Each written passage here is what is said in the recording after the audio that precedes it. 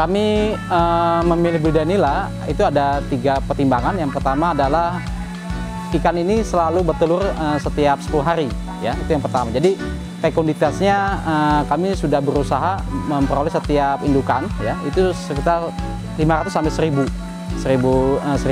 telur, ya. Nah, yang kedua itu adalah konsumsi protein kita ini sangat besar. Apalagi di Jabodetabek ini ikan budidaya ini variasi sangat tinggi. Tetapi kami melihat nila dengan waktu 3 bulan itu memberikan pengaruh kepada masyarakat dan marketnya besar, ya. Yang tiga, masalah market, ya.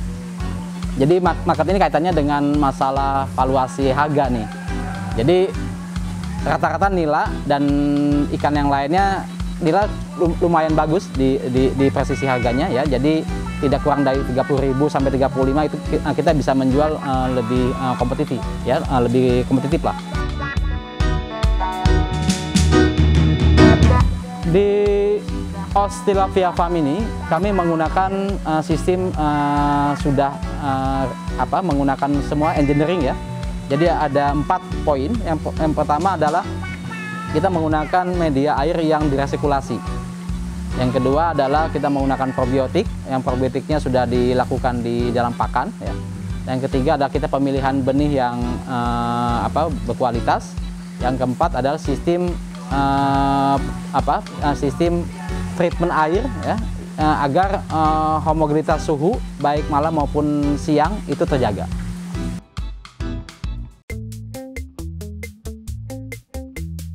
Ya, kepadatan ikan di setiap kolam atau masing-masing kolam itu bervariasi, tetapi kami di Os Farm Tilapia ini itu ada 2, ya.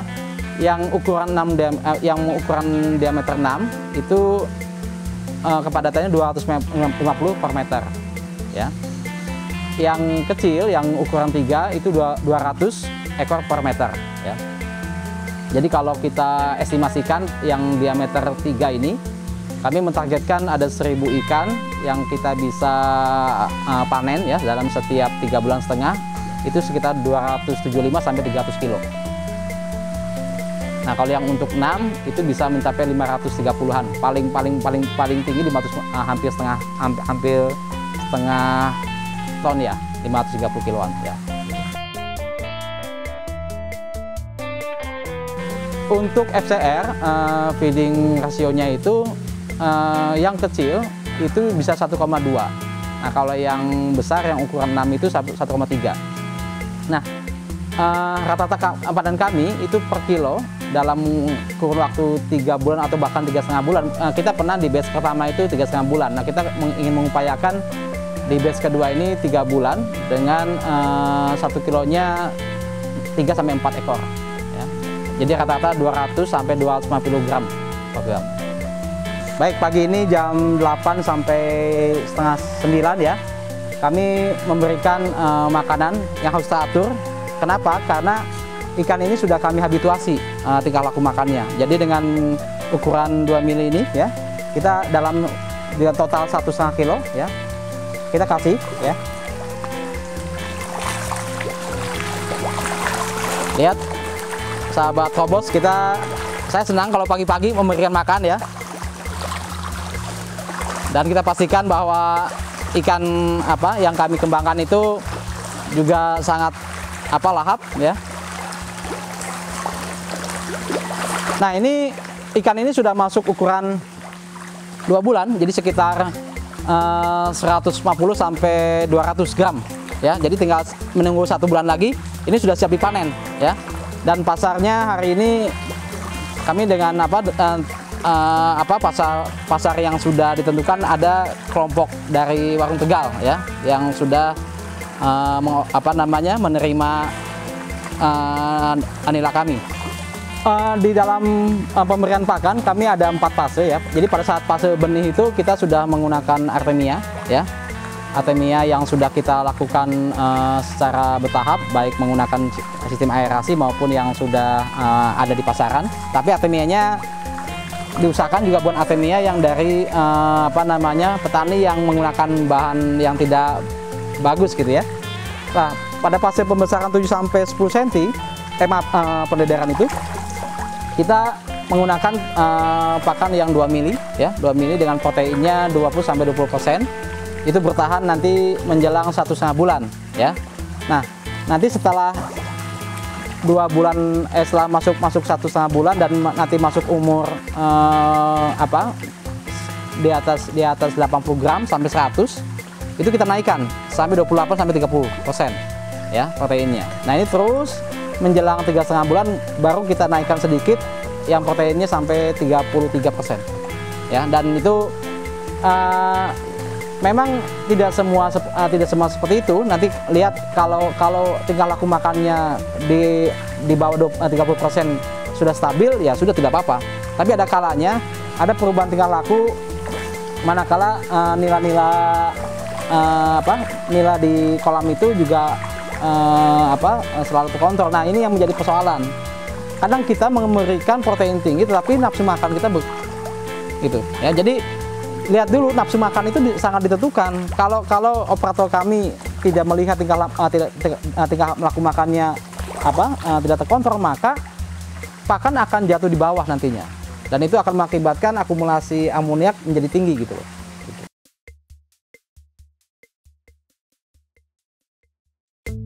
Tingkat SR di farm kami itu estimasi dari semua kolam itu 82-83% ya, karena kunci keberhasilannya adalah kita bisa menstabilkan kondisi benih yang kita lakukan sendiri. Jadi benih kami tidak beli dari luar yang berdampak kepada persoalan masalah penyakit, masalah digestin, sistem pencernaan yang selalu kami keluhkan setiap kami mendederkan ya.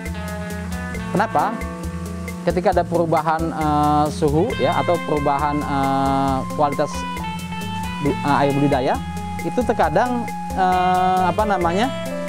ikan-ikan yang dari ukuran 7-10 cm itu sudah mengandung jamur, baik ada di mulut maupun di insang. Nah, ini yang menjadi persoalan kami. Akhirnya kami berfokus kepada 3 kegiatan di farm kami ya, dari mulai pembenihan, pendederan, dan pembesaran. Yang targetnya kami berharap bahwa SR-nya bisa dipertahankan sampai 80%.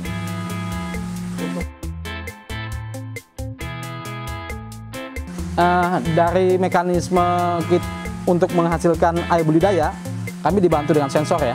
Jadi kami sudah IoT, Internet of Things ya, yang mengharapkan bahwa air budidaya ini sangat penting ketika ada 3 parameter parameter kunci. Yang pertama adalah temperatur, yang kedua DO, yang ketiga nitrat ya. Jadi kalau pengaturan ini bisa kami kendalikan, maka dari masing-masing fase pembenihan, dari proses pendederan ya, pembenihan dan pembesaran itu bisa terkontrol dan baik. Nah, kami menggunakan 3 kolam treatment ya. Jadi kami punya IPAL ya. Jadi instalasi pengolahan air limbah air budidaya kami punya, karena air limbah ini yang kaya akan nutrien itu bisa dikembalikan lagi menjadi air budidaya. Yang kedua lah, kita punya kolam khusus yang untuk menghangatkan.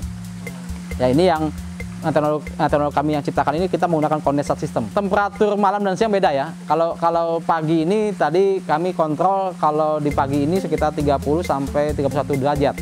Meskipun masih pagi, karena sistem kami sudah ada yang tadi kondensat sistem itu.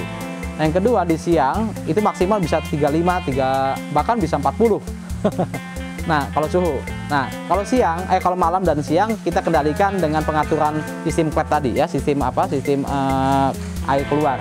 Meskipun ada evaporasi 8-10% ya, karena pada saat menjelang siang itu terik matahari yang tinggi, bahkan pada saat pergantian bulan ya, di menjelang bulan Juli, Agustus, September yang kemarin itu intensitas matahari sangat tinggi, sehingga kita ada sistem namanya ventilator membuang panas yang tinggi untuk menjaga kelembaban di air dan di udara lebih stabil.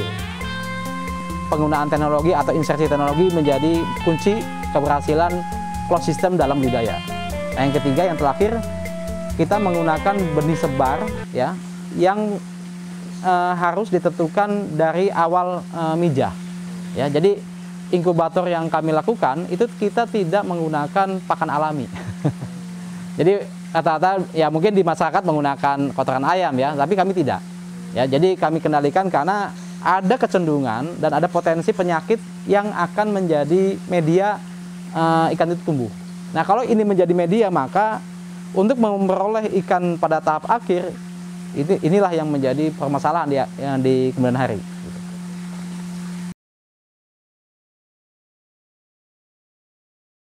Nila ke depan ini sangat menjanjikan, ya, apalagi di kota-kota besar dengan gaya makan yang tinggi dan beberapa kuliner setelah pandemi ini, bagi saya melihat prospek besar nih. Jadi budidaya nila yang bersih, yang higienis, dan yang terukur ini penting, ya, 3 ini nih, ya. Kami punya tagline ini, bersih, higienis, dan terukur, sehingga konsumen itu akan memandang bahwa saya bisa memakan ikan nila ini dengan ada jaminan gitu, ya, ada jaminan, dan kualitas dagingnya 250 sampai 300 gram itu manis, tidak mengandung tanah, ya. Jadi ikan nila yang dagingnya tidak mengandung tanah ini menjadi tolok ukur konsumen menikmati makanan yang ramah buat lingkungan. Yang kedua, terkait masalah pasar, ya. Jadi pasar nila ini akan terus tumbuh, ya. Meskipun persaingan dengan ikan laut sebenarnya tidak apple to apple, tapi ini kan ikan budidaya. Mungkin persaingannya dengan ikan lain, tetapi kami melihat nila ini akan jadi chicken fish, ya. Jadi bukan persoalan masalah dari petaninya sebenarnya, tapi bagaimana kita memaintain lingkungan yang baik, sehingga yang akan kita konsumsi ini itu baik buat tubuh kita dan juga buat generasi ke depan gitu. Itu intinya. Nah, harapan besar saya adalah pemerintah sebenarnya bisa mengupayakan lahan-lahan yang idle atau lahan-lahan yang terbatas di kota-kota besar atau di beberapa wilayah-wilayah yang sekarang pertumbuhan penduduk tinggi, namun lapangan pekerjaan berkurang nih akibat pandemi. Kami memulai dengan usaha 3 tahun ini sejak diawali di tahun 2019, di awal Desember, ya.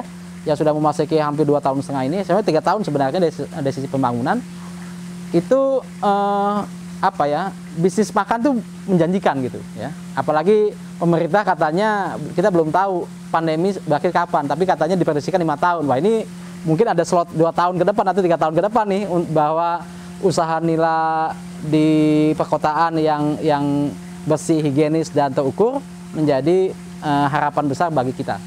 Barangkali itu, terima kasih. Assalamualaikum warahmatullahi wabarakatuh.